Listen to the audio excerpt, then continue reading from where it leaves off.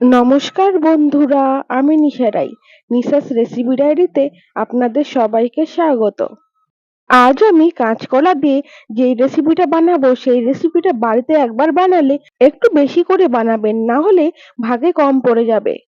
ঘরে থাকা হাতে গোনা কয়েকটা উপকরণে অসামান্য একটা কাঁচকলার রেসিপি নিয়ে চলে এসেছি আজ। অনেকেই বাড়িতে কাঁচকলার ভর্তা বানিয়ে থাকে, কিন্তু সেই রকম ভাবে টেস্ট হয় না। কাঁচকলার ভর্তার মধ্যে কি কি উপকরণ দিলে কাঁচকলার ভর্তার টেস্ট দ্বিগুণ বেড়ে যাবে, চলুন তবে আজ জেনে নেওয়া যাক। এই ভর্তার রেসিপি বানানোর জন্য আমি 3টে কাঁচকলা খোসা সমেত পাতলা পাতলা করে কেটে নিয়েছি। খুব বেশি মোটাও না আর খুব বেশি পাতলাও না। আমি আপনাদের থিকনেসটা দেখিয়ে দিলাম যে কিরকম থিকনেসের কাঁচকলাগুলোকে কেটে নিতে হবে। অনেকে শুধুমাত্র কাঁচকলার খোসা ভর্তা খেয়ে থাকে, কিন্তু এইভাবে কাঁচকলার ভর্তা খেলে সে আরেকবার খেতে চাইবে। রান্নার পরবর্তী পর্যায়ে আমি গ্যাস ওভেনে একটা কড়াই বসিয়ে দিয়েছি আর তার মধ্যে দিয়েছি পর্যাপ্ত পরিমাণে সানফ্লাওয়ার অয়েল।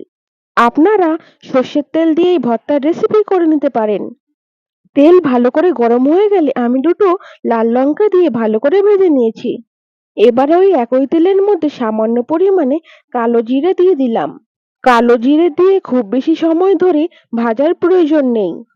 এবারে আমি আগে থেকে যে কাঁচকলাগুলো কেটে রেখেছিলাম সেগুলো দিয়ে ভালো করে নেড়ে চেড়ে ভেজে নেব। রেসিপিটা বানানো খুবই সহজ আর খুব বেশি সময়ের প্রয়োজন হয় না। এখন আমি দুটো মাঝারি সাইজের পেঁয়াজ কুচি দিয়ে দিলাম।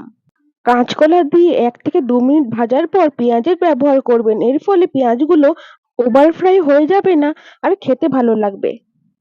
তারপরে আমি 7-8 কোয়া রসুনের ব্যবহার করলাম। যারা পেঁয়াজ কিংবা রসুন খান না তারা এটা স্কিপ করে দিতে পারেন।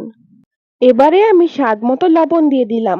লবণ দিয়ে ভালো করে নেড়ে চেড়ে কাঁচকলাগুলো ভালো করে সেদ্ধ হয়ে যাওয়া পর্যন্ত ভেজে নেব। গ্যাসের ফ্লেম মিডিয়ামে রেখে কাঁচকলাগুলোকে ভালো করে ফ্রাই করে নেবেন। এবারে আমি কিছু গুঁড়ো মশলার ব্যবহার করব। সবার প্রথমে দিয়ে দিলাম হাফ চামচের থেকে সামান্য কম ধনের গুঁড়ো, তারপরে ব্যবহার করেছি জিরের গুঁড়ো। রঙের জন্য ব্যবহার করেছি হাফ চামচের মতো হলুদ গুঁড়ো। এবারে ভালো করে নেড়ে চেড়ে সমস্ত গুঁড়ো মশলাগুলোকে মিশিয়ে নেব। রেসিপিটা ভালো লাগলে অবশ্যই একটা লাইক করে দেবেন। আর কার কার এই ভর্তার রেসিপি ভালো লাগে অবশ্যই আমাকে কমেন্ট করে জানাবেন।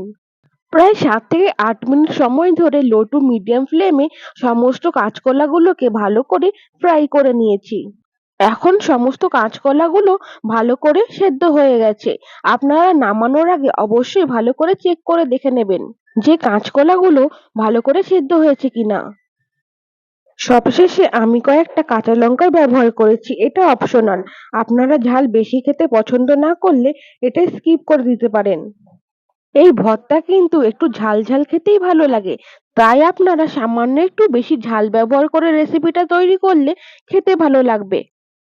ভেজে নেওয়ার প্রক্রিয়াটা একদম কমপ্লিট হয়ে গেছে। এবার আমি অন্য একটা পাত্রের মধ্যে তুলে নেব। যেহেতু আমি মিক্সচারের মধ্যে পেস্ট করব, তাই সামান্য একটু ঠান্ডা হওয়ার পরেই মিক্সচারে পেস্ট করে নেব। আপনাদের হাতের কাছে মিক্সার গ্রাইন্ডার না থাকলে আপনারা শিলনোড়ার মধ্যেও বেটে নিতে পারেন। ঠান্ডা হয়ে যাওয়ার পর আমি মিক্সচার গ্রাইন্ডারের মধ্যে পেস্ট করে নিয়েছি। একেবারে মিহি করে পেস্ট করিনি, সামান্য একটু দানাদার রেখেছি। আমার চ্যানেলে আগত নতুন বন্ধুরা অবশ্যই চ্যানেলটিকে সাবস্ক্রাইব করে আমার পাশে থাকবেন। নিজের রেসিপিটা দেখবেন আর অপরের সাথে শেয়ার করবেন, যাতে যারা এই রেসিপিটা তৈরি করতে জানে না তারাও যেন সহজেই এই রেসিপিটা বাড়িতে তৈরি করে খেতে পারে। সবশেষে সামান্য একটু সর্ষের তেল দিয়ে আমি ভালো করে গার্নিশিং করে দিলাম। গরম ভাতের সাথে এইরকম একটা ভর্তার রেসিপি হলে নিমিষেই এক থালা ভাত উধাও হয়ে যাবে। রেসিপিটা আজ এই পর্যন্ত। দেখা হচ্ছে পরবর্তী কোনো রেসিপিতে।